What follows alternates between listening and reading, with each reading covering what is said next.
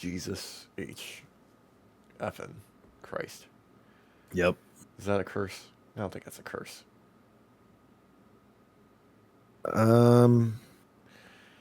No, because you left out the fuck.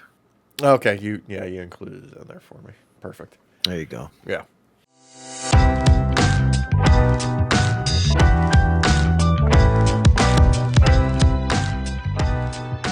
Honestly, like I can't use the words to describe how I feel about whoever decides that Windows Updates is going to change audio settings in programs, because I'm pretty sure we classified as a crime. Yeah, and it's the kind that causes hate Mm-hmm. and vitriol to be said off camera. Very far away from earballs can hear them. Mm-hmm. Yeah. Mm-hmm. Yeah. Mm-hmm. Because I'm assuming we're recording now. Yeah, now that I checked and made sure it was capturing the audio for both myself and you instead of just you earlier. Yeah, that was a fun one for editing Derek to find out. Yeah. He tried everything he could, and he was like, "There's nothing there. Yeah. Yeah. There's nothing there." It's okay. People appreciate authenticity, and today we're being extraordinarily authentic with our anger and our hatred and our rage. Yeah. So for any of you who don't know, audience, we did record this once already. Derek, how would they know? How would they know if we didn't tell them? Well, I figured they might have put two and two together by now, with how we're both like really mad right now, but like too tired to be mad right now. Yeah. To give people the full picture, we did a full day of recording, and the Windows update that I applied last night decided to change all of my audio settings for Streamlabs and disguise it by just hiding within the devices that were assigned to the sources. It basically pulled an Agent Smith. Yeah. It was inside the machine. It was a ghost. Yeah. Yeah. It was a ghost in the shell. Yeah. And when the massive screw up was discovered, decided, okay, let's just take a little break, come back to it. I went to the store, got some food, proceeded to burn myself and the dinner I was attempting to cook. So, had a little breakdown. I did not. That mine went way differently. I had some pozole, and it was delicious. Christina's mother makes amazing pozole. Yeah. And I then prepped everything for dinner tonight. I made homemade dough, and I cooked up some sausage, crumbly sausage, breakfast sausage, chopped up some red peppers, and when we're done with this, I'm gonna make a giant fucking omelet. Yeah. Something that we share in common is that both of us are with women that we do not deserve. Yep. Yeah. Yep. Yep. Because she's putting up with this right now when she was like, we're not hanging out because you have to keep recording. And I was like, yep. Yeah. Yep. I love you, Christina. You're the best. You know what that does mean, though? We do have a place to direct our anger. And luckily, we have a prime target to send that anger to this week in the form of I don't even know what they're going to call themselves anymore. The New Day, Kofi Kingston, and Xavier Woods just tearing apart our hearts, our souls, our very beings on Raw this week. Yeah, it was the 10-year anniversary, audience, for New Day. And for any of you who don't know, tag teams don't tend to last that long. Tag teams don't tend to last nearly a fraction of that time. Much less do they last long enough at the level that they are performing at as being featured on the card on a regular basis, capitalizing on record-breaking championships. Probably the most decorated tag team of all time, tied with the Usos now at this point. Yeah, and then you add Big E in there because Hmm. it's technically a trios team, Yeah. and I mean they were a powerhouse for a long time. They're the reason you got me back into WWE, Yeah. like literally. Um, this wasn't 10 years ago, but more like 7, maybe Hmm. 8, somewhere around there. But I fell in love immediately. They're brash. They're unapologetic about who they are as people, and you know what?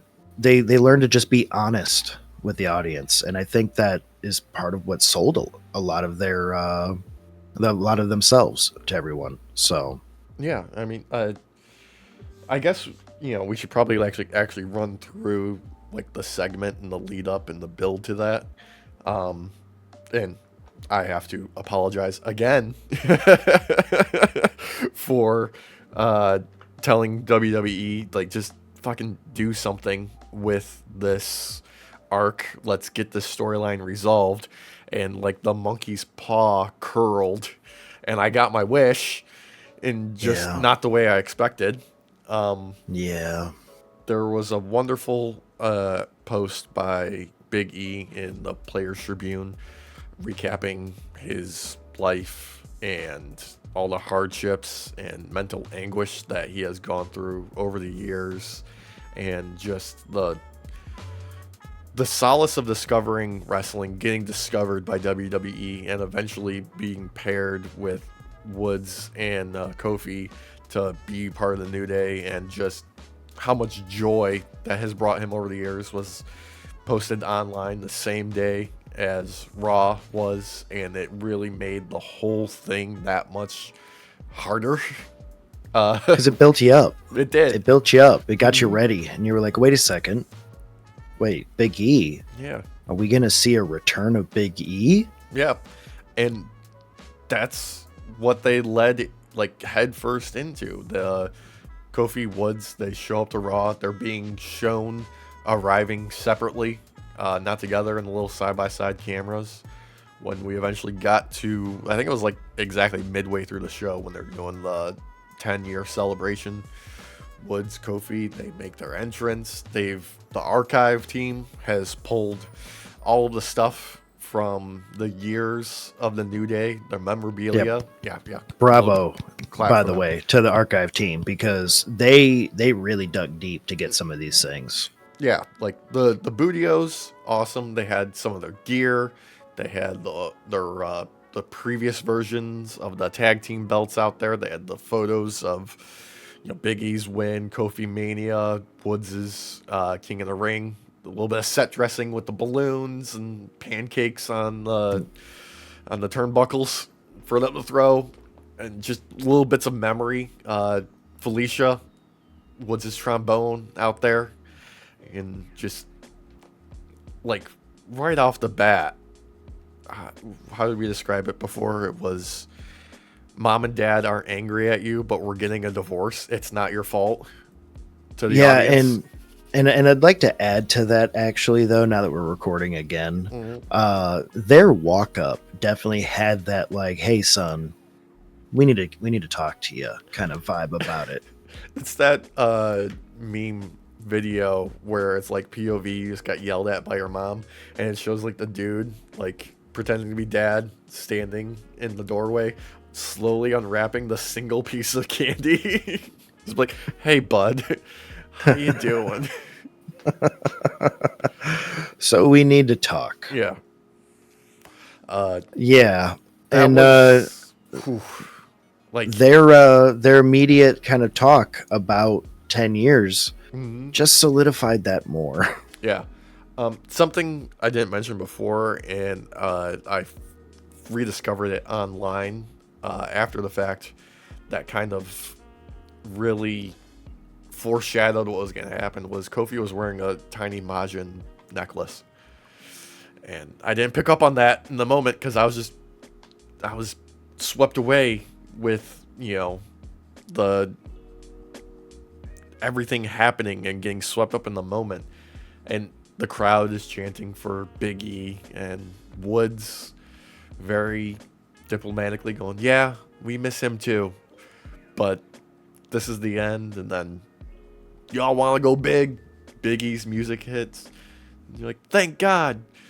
Big E's here to save the day. He's going to keep the New Day together. He's going to remind Woods and Woods and Kofi, like, you know, what it's all about and why they should be here. And that's what he does. You know, he gives the rah-rah speech. He says, no, you guys can't do this. It's too much for us. Like, I've seen you guys go through so much more. We've got so much history together. I'm going to be here with you every week. And I'm going to be your manager.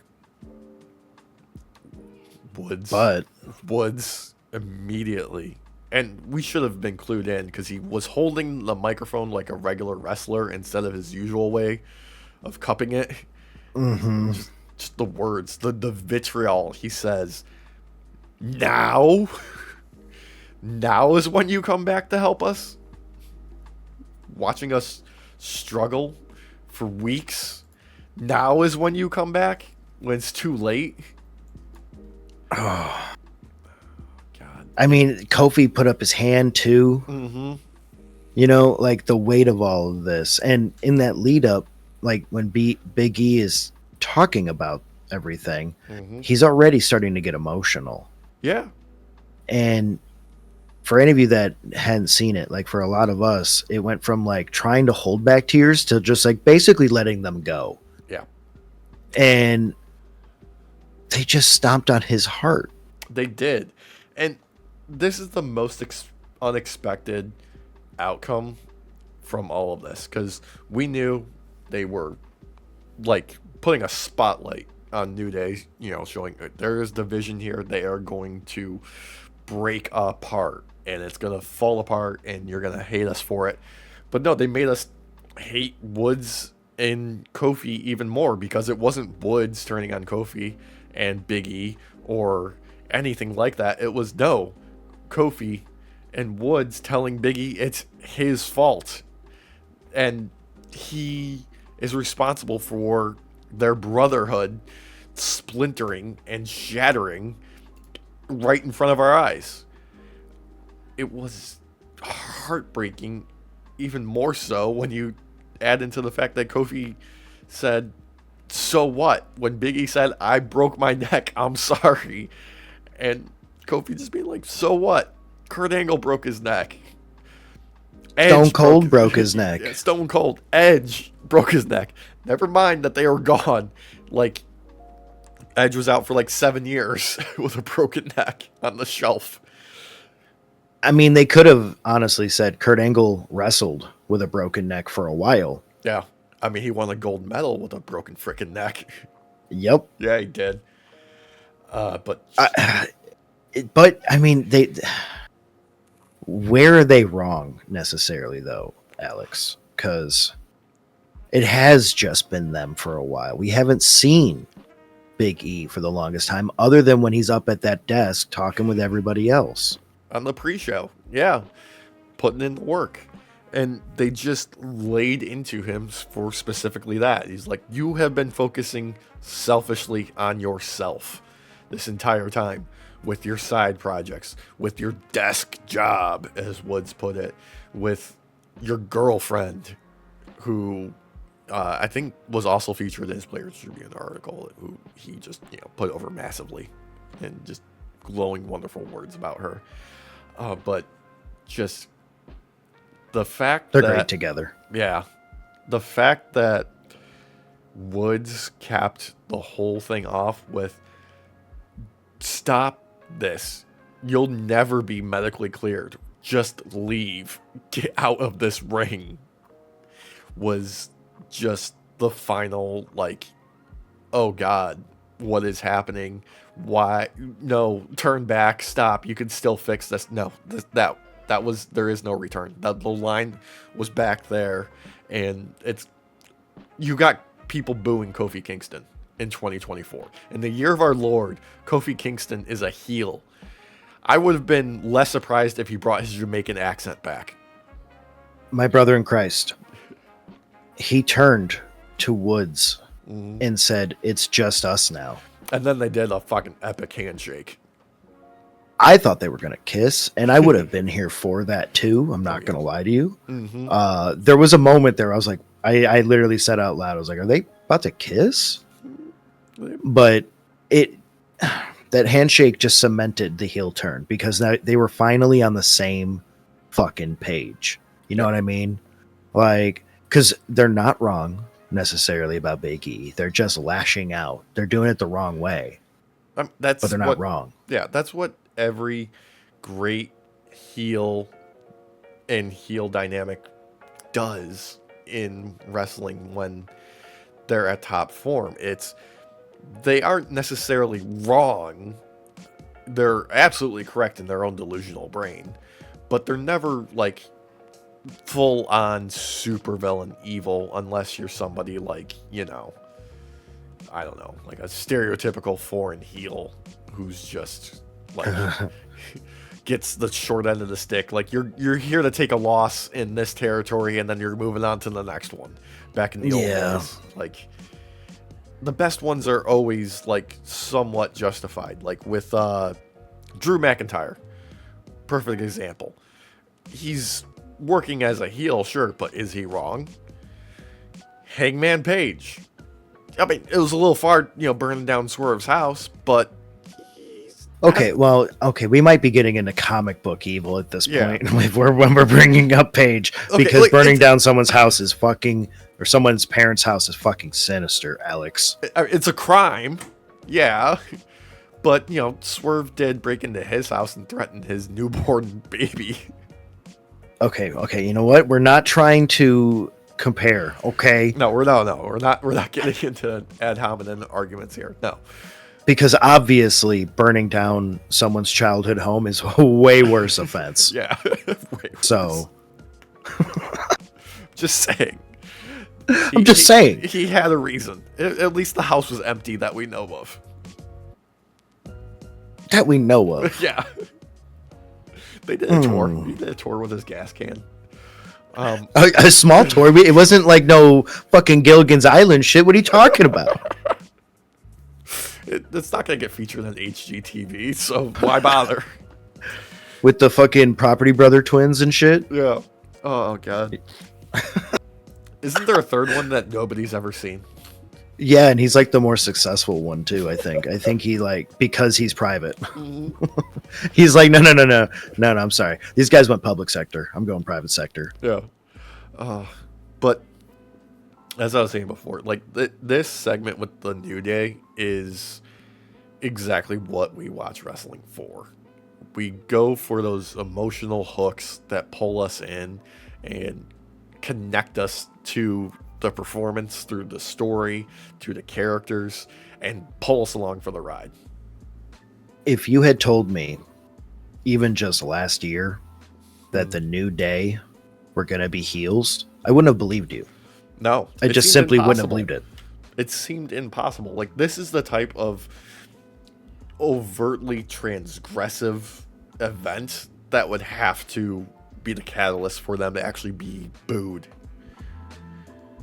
Yeah, and it kind of makes you want to theory craft, like, does this lead into Big E maybe doing a return to beat the crap out of his old friends? I hope so. Honestly.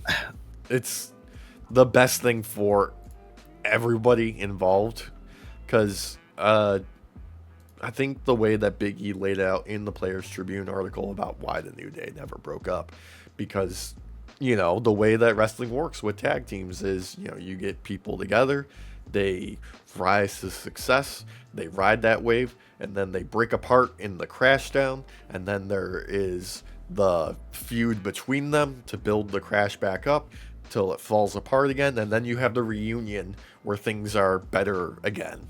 And that's what fingers crossed, is exactly what's happening. I'm really hoping so. Let us know, audience, if you think so as well, or if you have a different idea on that, because I just want Big E back.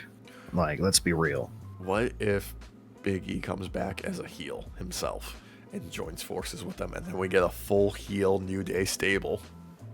Where he's like, you were right, I was being selfish, and now I'm being selfish again by coming back to you. Mm-hmm. And he just starts brutalizing people using them big, muscly man-meat muscles of his. Like And nobody anytime else. someone tries to do a chest-to-chest suplex on him, Mm-hmm. he's like, nope, no, Mm-hmm. brother, not happening. Just outpowers them. Just outpowers them, no matter who they are. It doesn't matter if he's in the middle of losing. Someone goes, you know what, belly-to-belly suplex. He's like, nope, Not gonna happen. not gonna happen, brother. Mm-hmm. He just like wiggles his pecs, and the oil gets in the guy's eyes. Like when Jacob Fatu does his hair flip. Jesus Christ, that man, like he jumps in a dunk tank of oil mixed with water, and it's been spun up, emulsified, all good, Mm-hmm. so that when he whips his hair back anytime in the middle of a match, there's always a shit ton of water, just always. Yeah. Like they don't even hose him down. You're right. He's in a dunk tank back. Like he is in the DBZ medicine pod when they almost die on Namek, and he's sitting back there waiting for his music to hit before he gets out. For Star Wars, it's Bacta tank, I Yeah. think, as Yeah. well. Yeah. So if you know Star Wars, it's that Yeah. basically. The man's basically an alligator just waiting to come out. Just a stationary predator waiting for the opportunity to do a surprise attack. And while he's standing behind, he has to do that weird wiggle thing he does, and then go immediately into this. Dude, the sheer fact that he got "I love you" solo over as a chant just goes to show you he's such a great hire. Well, and I love that they'll say "I love you" Solo, and then when Solo is the only one wrestling, Yeah. it's "you suck." Yeah. Like they're like, wait, know your place. Know your place. No. We still don't like you. Yeah, we just like Jacob Fatu so much that we will say that we love you. The dude is so goofy. He could make a face turn tomorrow, and we'd all believe it. Like, Yeah. I'd be on it board would just- for it. yeah, it would just be like, oh, you know what? This man's so chaotic. This just makes sense. Mhm. Okay, I can get behind this. I love the idea of Jacob Fatu can just do whatever he wants, and no one will question it because it's just Jacob Fatu. Just let the man cook. Freaking the Survivor Series match.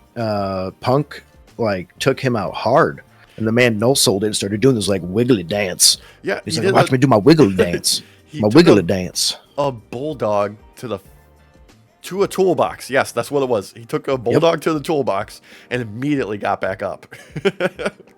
And he was like, Yeah, you do not mess up with Jacob Fatu. But I mean, as like 2024 comes to a close, like we are in the year of the hater. yeah. Because we got New Day being the all-time biggest haters next to Drew McIntyre, who returned the same night on Raw. Yes, he did. Yes, he did. And he made quite an entrance. Mm-hmm. He looked fantastic. I wonder what this means going forward, because we know Seth versus Punk is Endgame, probably WrestleMania. Drew taking it to Sammy, I don't know where this goes necessarily. Part of me is thinking, okay, Drew wants more of the bloodline. Mm-hmm. He's like over Punk, whatever, or maybe he's just circling back to all of the bloodline because now Punk like teamed with them, and that's just like radiating his hatred, and his target has gotten broader. But what if this leads to all-time bloodline hater team up with Drew McIntyre, Seth, and KO teaming together? Okay, you're like literally okay, audience. The first time we recorded this did not come up. I was kind of thinking this too a little bit. I didn't have KO in mind, but I like that too because it totally fits perfectly. Yeah. Because Drew didn't really go after Seth; he went after Sammy. Mm-hmm. Sammy did team up with CM Punk. Yeah. I think what we could end up seeing is that in like a ring around the rosy kind of way. Yeah. Where Drew is constantly chasing after Punk, and Sammy's going to be chasing after Drew for a little bit until we get that team up to take Punk down. Yeah. Something else that we didn't talk about earlier, and this is like the best example of it that I can think of currently, is the storyline effects are rippling throughout the shows. Like, the stuff with the bloodline is affecting almost everybody on the roster. You know, like, there's the butterfly effect is happening in every corner because Seth is feuding with Punk, but not just because Punk teamed with Roman, but because he had other reasons to hate him. But this is adding on to it, which is in turn causing Seth to feud with Sammy, and Sammy is getting hate from Drew for Punk, and KO is fighting with Cody because of the team up he did with Roman back at Bad Blood, and like KO and Sammy are definitely going to cross paths again in the near future, probably WrestleMania.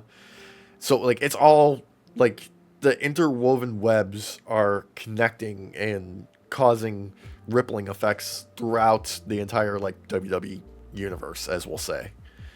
Like it doesn't feel forced either, though. No. It feels like they're embracing their own lore. Yeah. Like it feels interconnected in a way where you would expect it to be interconnected. It's not overdone. It's not forced in any way that at least I could feel. Yeah. The Bloodline storyline, in many ways, it makes sense that it would be interwoven with many others because of the fact of there being two factions of Bloodline and of the Bloodline, and both of them are vying for power, but in different ways. Yeah.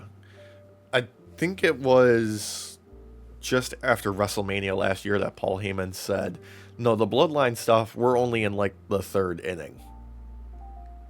And which I'm starting to believe now. Yeah.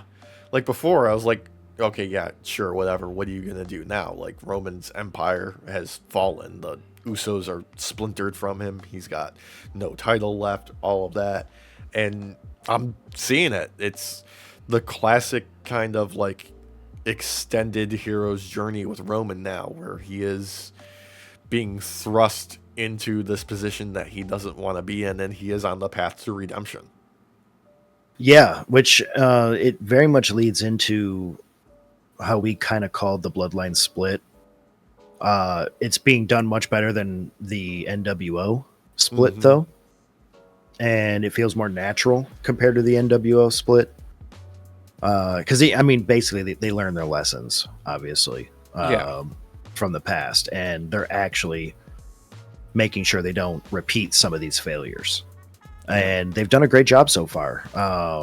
Roman himself, I feel like, is definitely on a...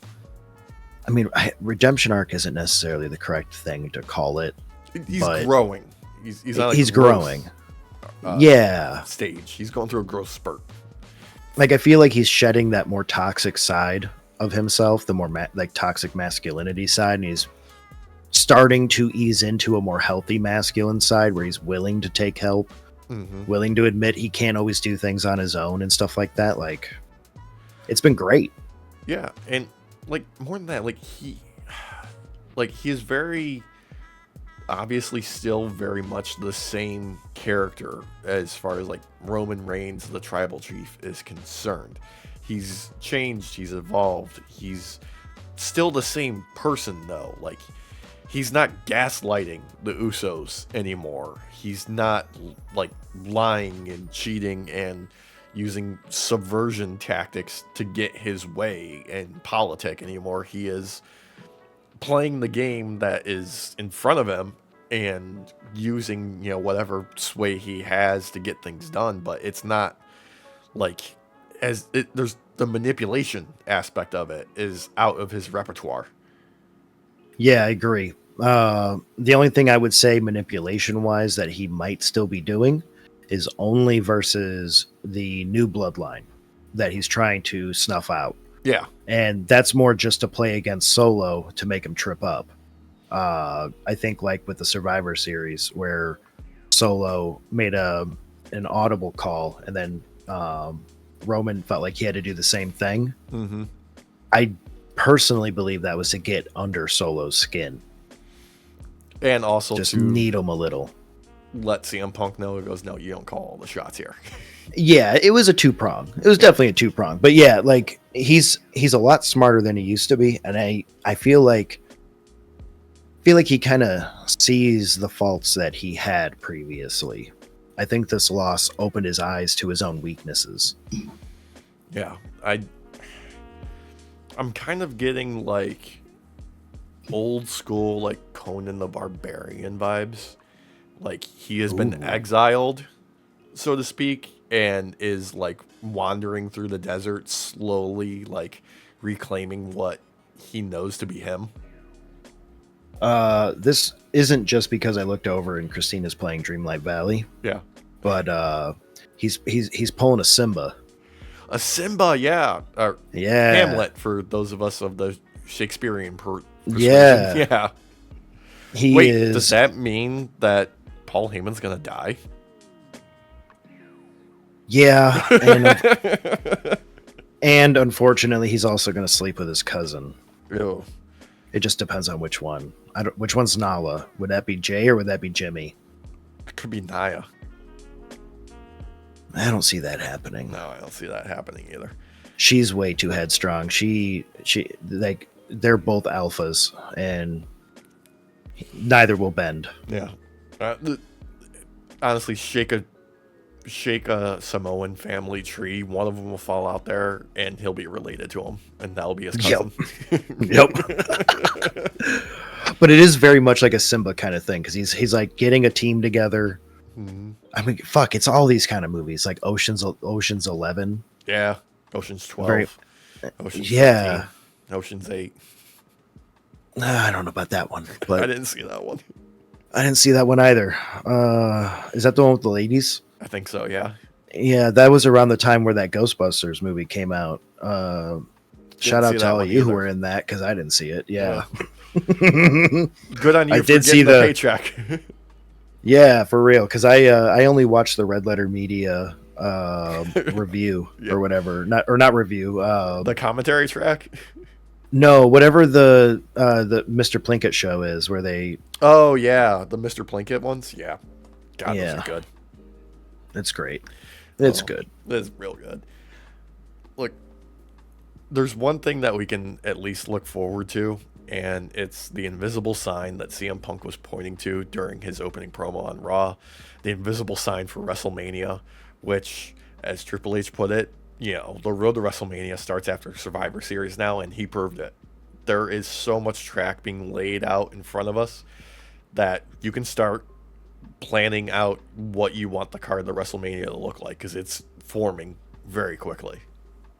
Well, and we're early enough on too, where there's enough twists and turns and lefts and rights on this track to finish his story any which way he wants, Alex.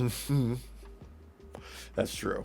And honestly, I'm here for it, because guess what? He's had 2 back-to-back really big show-stealing matches in Hell in a Cell and at War Games, and did not come out injured. Surprisingly. Yeah. Which means I thought he was going to take a shrapnel shot from that exploding table that Big Bronson Reed landed on and blew up his ankle with. Yeah, which, by the way, speedy recovery to Bronson Reed. That looked devastating and brutal, and I'm sorry you're in so much pain, but please get better. You think he'll get the Adam Cole treatment and he'll get someone else's bones in there? Maybe he'll get the Gattaca treatment, and they'll make him taller by shattering the remaining bones and stretching him out. God, we made the same joke earlier, but not with Gattaca. How did we do it earlier? It was like put in. It was like stem cell research. Yeah, we were just. And just his ankles grow. Yeah, just his ankles growing. He's gonna get stem cells in both of his legs for the next 6 months. And then there was y'all missed that. Yeah. Y'all missed that. Never to be heard of again. Lost to the archives. It was a good one. Yeah. It actually really was, though. Oh God. We'll save that for, the day where we have enough people we could actually do like a Patreon. Oh God. And we'll have to do like a voiceover where you have to come up with what you were saying. Yeah, but I won't do it till like that time, like a week beforehand, so I have no idea what I'm saying, and I just have to try and redub Oh like God. the old kung fu movies. Oh God. This has to happen. When we start a Patreon, that has to be the very first fucking video. Okay. Derek, that's a promise that you are making to the night shift right now that I will not remember to hold you to, so they are going to have to do it for me. The only way they're going to do that, Alex, is if they comment down below and remind us every day that they watch a video. Yeah. And like, share, and subscribe all of our stuff.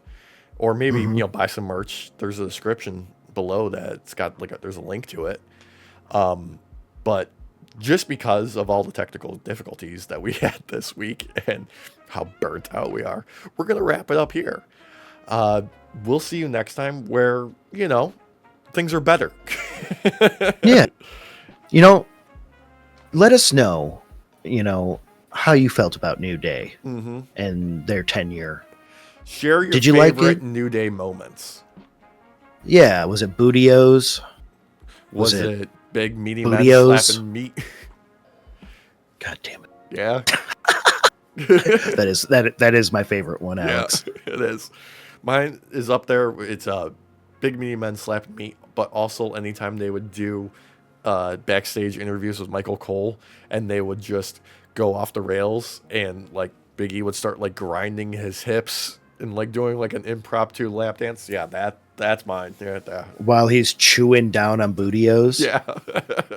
Staring the camera down while it's falling out of his mouth. Oh my God, when they're at ringside and he's got the popcorn bucket, and there's the microphone in the popcorn bucket for when Woods needs it. Yeah. Do you remember that one time where I think it was Woods played the trombone in that kid's ear as they were coming up to like right up to ringside and just like blew it right in his fucking ear? Yeah. Oh God, that fucking green trombone, man. Oh God, rest in peace, New Day. Long live New Day. Yeah. This new era of New Day is a new day. Is every new day. Yeah. The worst part about this, really, though, is that Karrion Kross has once again been successful in his attempt to screw somebody else's plans up and like turn them in the long run. And, like it took like half a year, but it worked. And yet, like eventually, he's not over with the crowd. Like I he can get others over, but he can't get over. Why? Dude, he's that what's his name? Where he's like, I guide others to the treasure I can't possess.